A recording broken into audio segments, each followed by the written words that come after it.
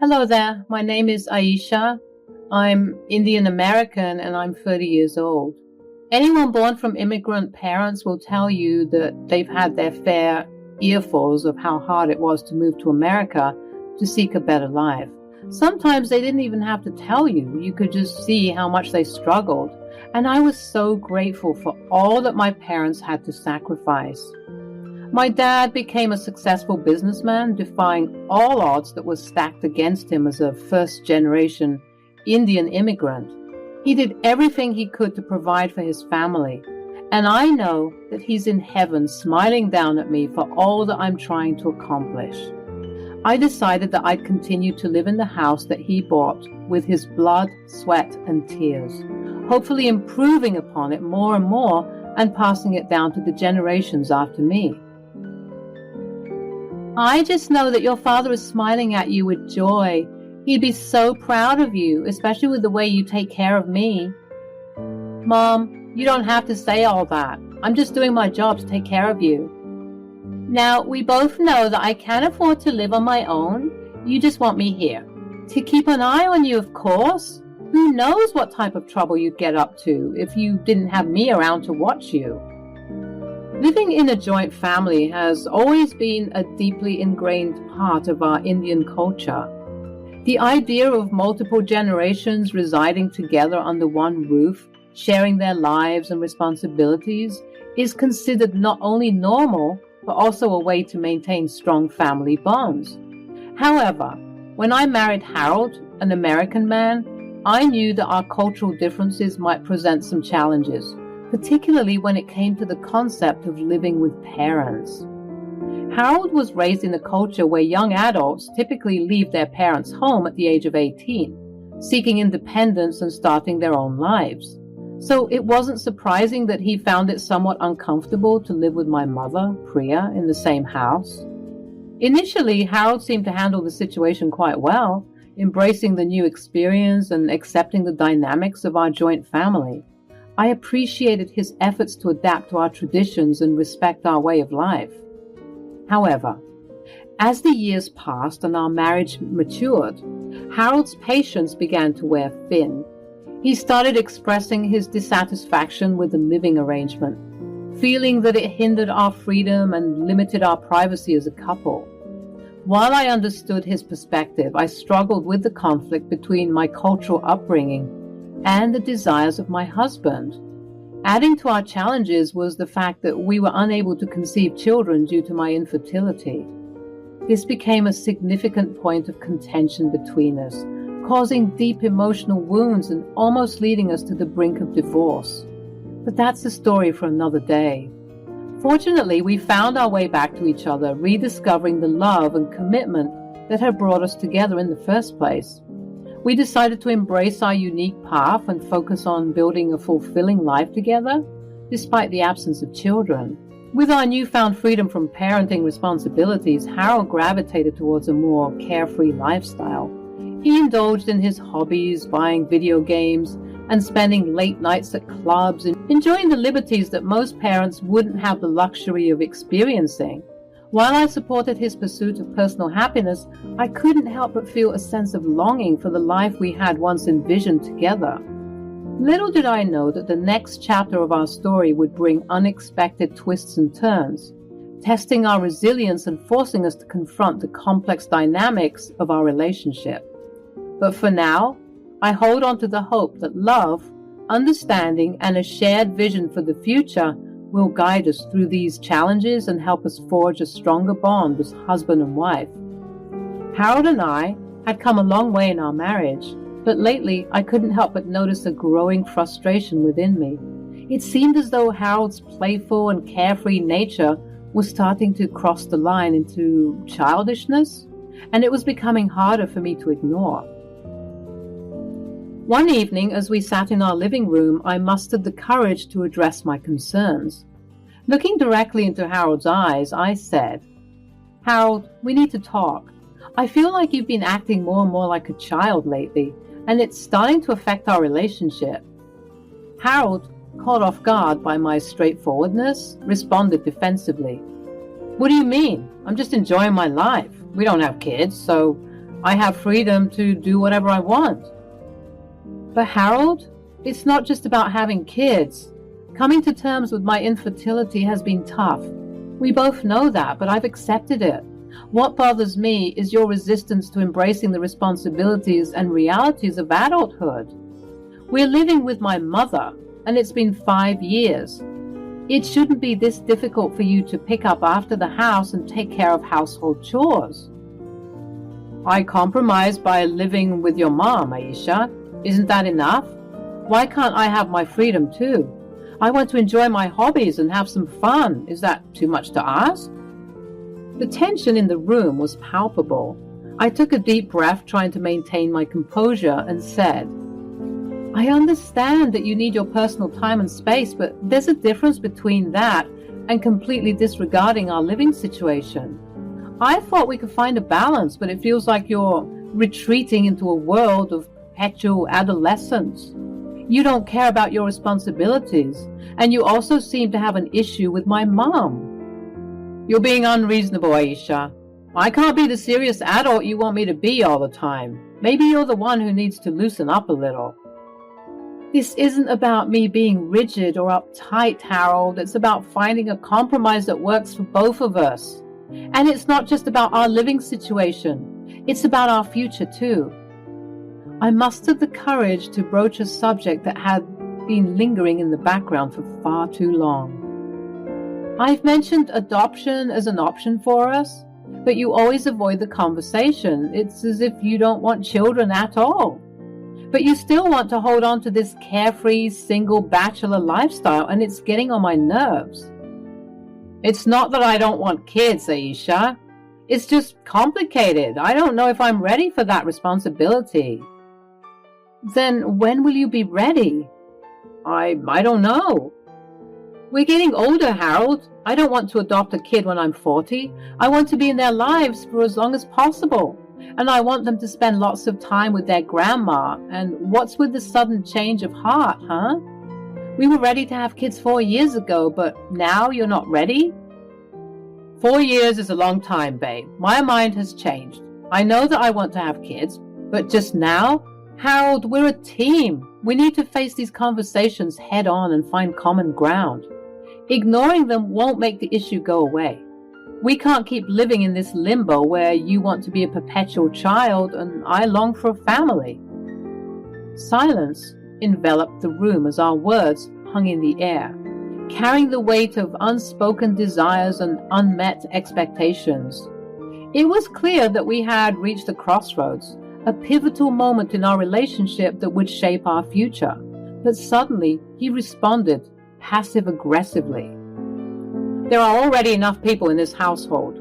What with your mother living with us and all, I think we're fine. I'm getting fed up with your attitude, Harold. Why can't you accept that my mom lives with us and she's going to live with us until the day she dies? Then, until then, I'll do whatever I want. As I looked into Harold's eyes, I couldn't help but wonder if our love was strong enough to bridge this divide. But with answers like those, I was beginning to doubt everything. One day, I came home after a long day at work, hoping for a quiet evening with Harold. As I stepped through the front door, I was taken aback to find an unfamiliar face in our living room, and my confusion grew with each passing second. Oh, hey, babe. How's your day? It was fine, thanks. Oh, don't be surprised. This is Jackie. She's an interior designer. We've been talking all day about designs. I quickly pulled Harold aside, my voice tinged with frustration. Harold, what's going on? Why is there an interior designer in our house? Harold seemed unfazed by my reaction, his casual demeanor only adding fuel to the fire. Oh, I hired her because I wanted to design my game room. I thought it would be a great addition to the house. I felt my eyebrows furrow in disbelief. A game room? We had never discussed anything of the sort. The thought that Harold made this decision without consulting me felt like a betrayal of our partnership. Harold, this is our home. We should be making decisions like this together. You can't just go ahead and hire an interior designer without even discussing it with me. Harold shrugged. his nonchalant attitude making me even angrier. It's not a big deal, Aisha. I'm using my own money and it's not like it's a major renovation. I was thinking of converting Priya's room into my game room. My anger reached its peak and I could feel my face turning red. How could he so casually dismiss the fact that he wanted to take away my mother's space? It was her home too. Harold, this is my mother's room. You can't just barge in and take it for your purposes. If you really wanted a man cave or whatever, why not involve a contractor so that he can build an extension of the house? Harold's face twisted with annoyance, clearly not expecting such resistance from me. Having an extension to the house wouldn't be ideal, Aisha. That would be too expensive. I just want my own space to relax and have fun. My anger boiled over, and without a second thought, I marched into the living room and firmly asked the interior designer to leave. I could feel Harold's eyes burning into me, his anger matching my own. As the tension between us escalated, we began to yell at each other. At some point, my mom emerged from her room with concern etched on her face. She had been woken up from her peaceful afternoon nap by our heated argument. I took a deep breath, trying to steady myself as I explained the situation to her. Mom, Harold wants to convert your room into his game room. He didn't even bother discussing it with us, and it's breaking my heart to see him disregard our family dynamics like this. My mom's eyes welled up with tears, and she looked at me with a mix of sadness and resolve. Aisha, maybe it's time for me to move out. I don't want to be a burden to you both. My heart sank at her words. I couldn't bear the thought of my mother feeling like she had to leave her own home. I held her hand tightly and spoke with determination. No, Mom, this is your home, and you have every right to be here. Harold needs to understand and respect our family's values and traditions. We will find a way to resolve this together. Harold's anger flared up, his frustration evident in his tone. Maybe it's time for Priya to be in a retirement home. Then we can have our space and freedom and avoid such unnecessary arguments. I mean, you've seen for yourself that your mother agrees with me. His words cut through me like a knife, fueling my anger even more. How dare you suggest that, Harold? Priya is family, and she deserves our love and care. We made a commitment to each other, and part of that commitment is embracing our cultural values and supporting our loved ones. Look, babe, I get it. You have cultural values to uphold and whatnot. But this is my home, too. Correction, this is my dad's house. And if he were here, he would tell you what I'm telling you. In fact, if he were here, he'd probably smack you for all the nonsense you've been spewing. The air in the room was heavy with tension and hurtful words. Our once happy home was now filled with resentment and division. It was clear that we had reached a breaking point, and I wasn't sure if I could even repair the cracks that were forming in our relationship. We left the argument at that, without resolving anything, because we were just at such an impasse. My poor mother had to feel those awful feelings because of what my husband was planning to do. He broke her heart. And I knew at that moment that I'd never forgive him. The days that followed our explosive argument were filled with icy silence. Harold and I barely exchanged a word, each of us consumed by our resentment and hurt. Our once strong bond seemed to crumble before my eyes, and I couldn't help but feel lost and alone. Meanwhile, my mother, sensing the growing tension, began making plans to move out. She believed that her presence was causing more harm than good. But I couldn't bear the thought of her leaving. She had always been my pillar of strength, my guiding light, and I couldn't imagine my life without her. And she was only leaving because Harold made her feel uncomfortable, which was unacceptable. One sleepless night, consumed by the weight of my emotions, I found myself seeking solace in my mom's room. I quietly entered and collapsed into her arms, tears streaming down my face.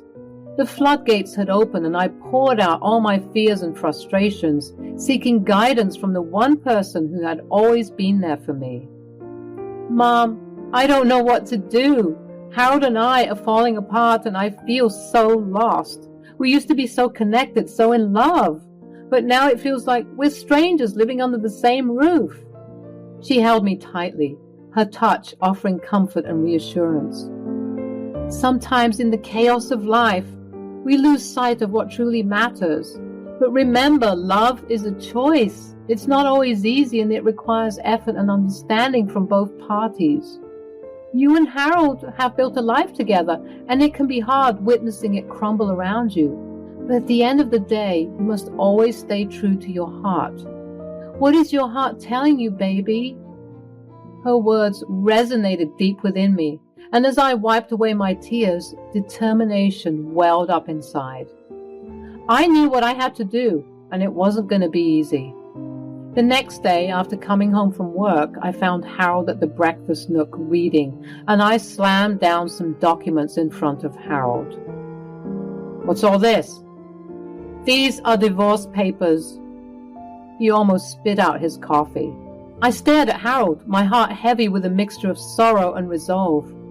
I had reached my breaking point, and though it pained me to do so, I knew that presenting him with divorce papers was the only way forward. Harold, this is not an impulsive decision. It's something I thought long and hard about. We've grown apart, and our differences have become too vast to bridge. It's time for us to part ways. Harold's eyes widened in confusion and fear. The reality of losing me and the comfortable life we had built together struck him like a lightning bolt. Aisha, please, we can work this out. I don't want to lose you, our life together. What will I do without you? Tears welled up in my eyes as his words echoed in my ears. But deep down, I knew that staying in a loveless, toxic relationship was not the answer. I had to be strong for both of us. Harold, we've tried. We've tried so hard, but we're only hurting each other by staying together. We deserve to find happiness, even if it means going our separate ways. Harold's initial confusion quickly transformed into anger, and he lashed out at me with hurtful words and accusations. The pain in his voice was palpable, and it tore at my heart.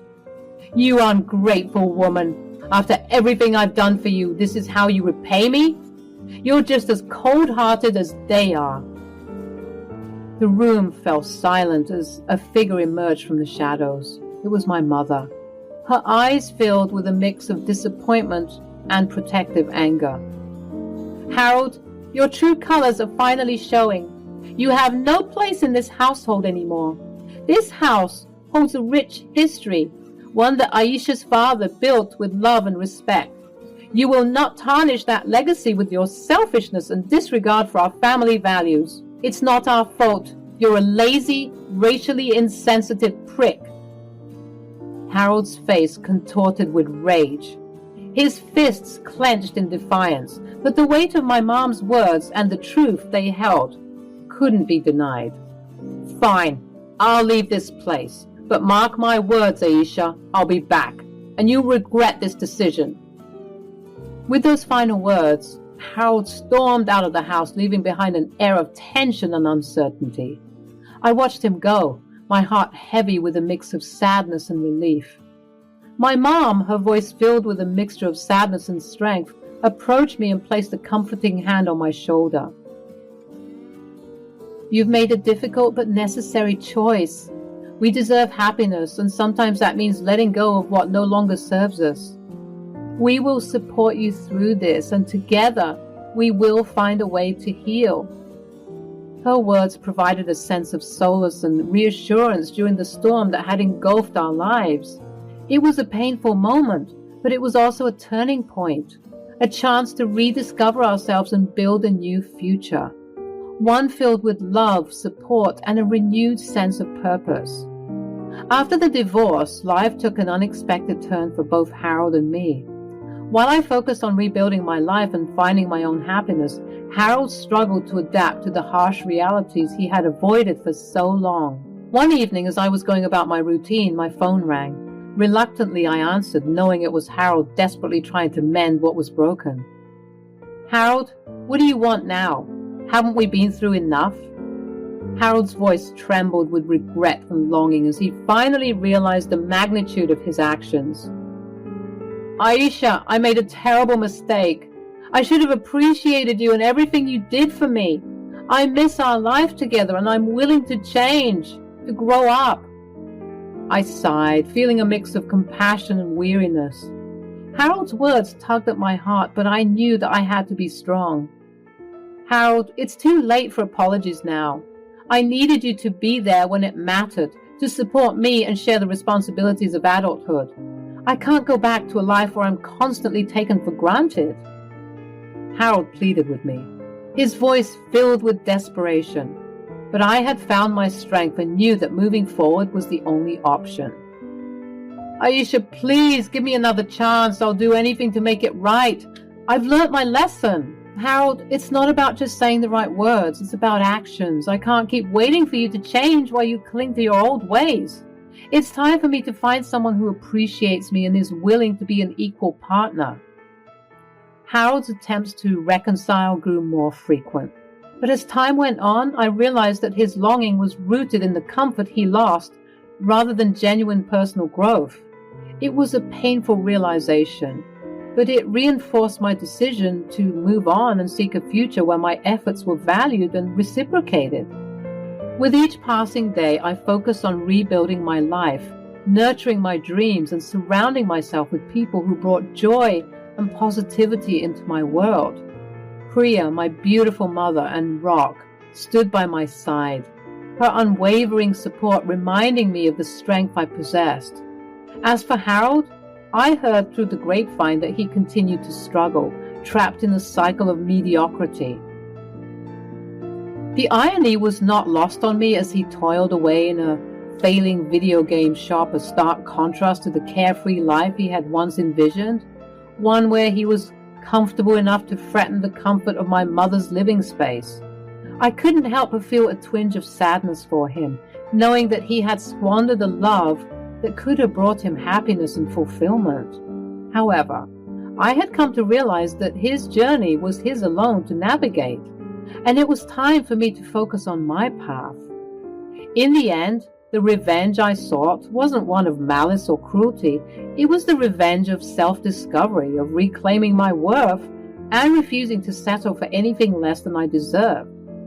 And as I embraced my newfound freedom and surrounded myself with love and support, I knew my journey was just beginning.